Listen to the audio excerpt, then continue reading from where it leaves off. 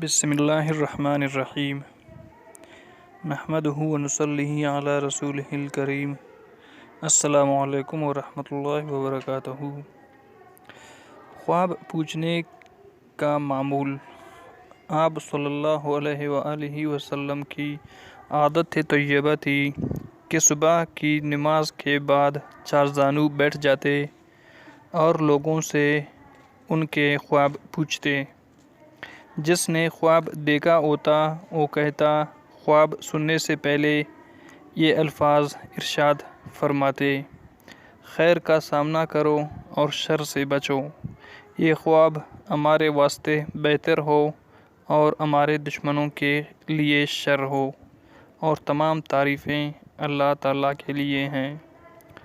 زاد المعاد شمائل ترمذی میں لکھا ہے، بعد میں آپ صلی اللہ علیہ وآلہ وسلم نے یہ معمول ترک فرمایا۔